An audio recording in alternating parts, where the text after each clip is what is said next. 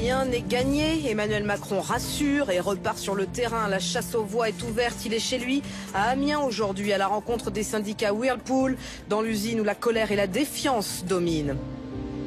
Ce déplacement d'Emmanuel Macron pour rencontrer l'intersyndicale de Whirlpool à la mi-journée convainc Marine Le Pen qu'elle a une carte à jouer à 8 jours du débat de l'entre-deux tours. La candidate du FN veut faire basculer la campagne. Pour cela, elle réunit son équipe de bon matin pour préparer un coup à Amiens. Devant les journalistes, la discrétion est de mise.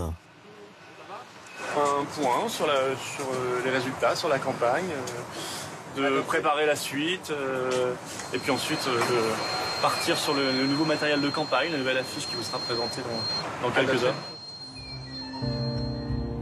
Depuis des mois, le secrétaire départemental du Front National à Amiens prépare le terrain à Marine Le Pen afin qu'elle vienne s'afficher au milieu des ouvriers de Whirlpool. Il s'appelle Éric Richermoz. Et ce matin, alors que toutes les conditions semblent réunies, il appelle Florian Philippot.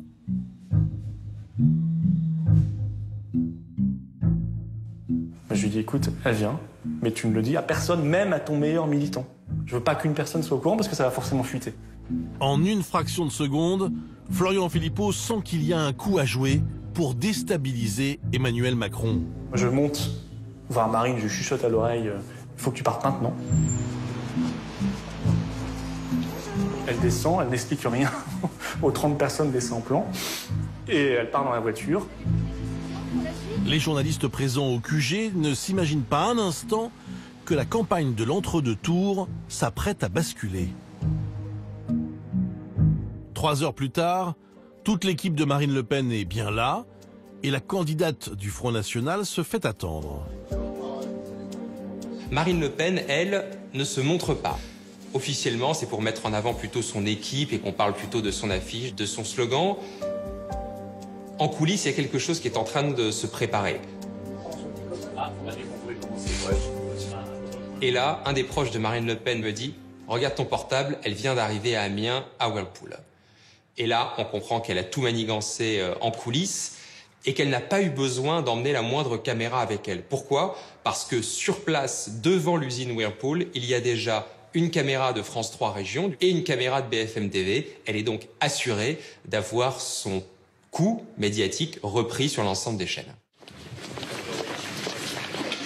Regardez qui est là pour vous. Vous l'avez dit. Merci beaucoup. Elle est là. Merci.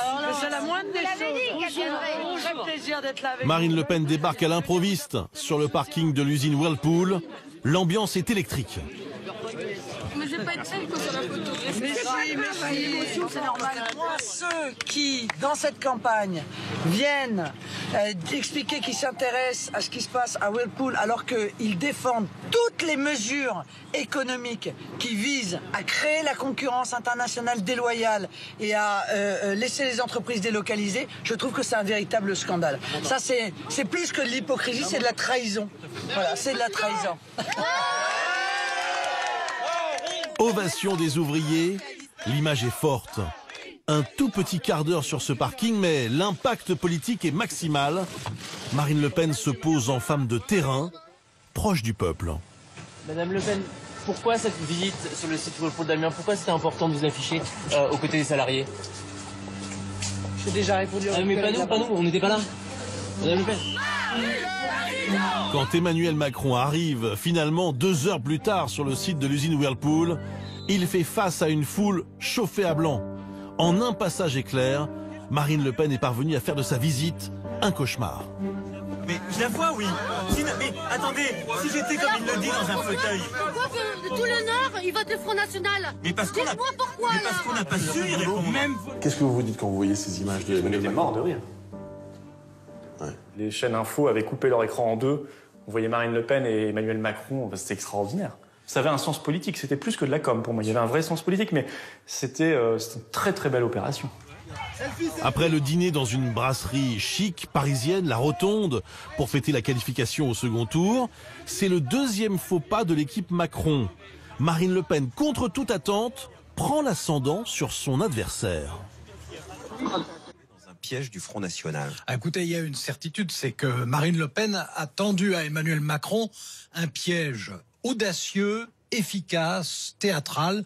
Pendant qu'il était avec l'intersyndicale, elle a été impromptue à l'usine, elle était en terrain conquis. Et est-ce que vous vous dites à ce moment-là que la campagne d'Emmanuel Macron est peut-être en train de vaciller, que au fond les choses sont peut-être pas aussi jouées qu'on le dit? Je m'étais dit, allez, peut-être que s'il continue comme ça, on va finir à 45%. Et ce qui aurait été considérable. Et ce qui aurait entraîné derrière une fabuleuse législative, avec des dizaines de députés. Là, on pouvait vraiment se dire, sans que ce soit un vœu pieux ou un vœu qu'on fait tous les 5 ans, la prochaine fois, c'est la bonne. Là, on aurait pu se le dire sérieusement. Bon, ça s'est pas passé comme ça. Ce n'est pas tout à fait un hasard si Marine Le Pen a magistralement improvisé son coup d'éclat sur le parking de l'usine Whirlpool. Depuis des années, elle est très populaire auprès des ouvriers, notamment dans la région des Hauts-de-France.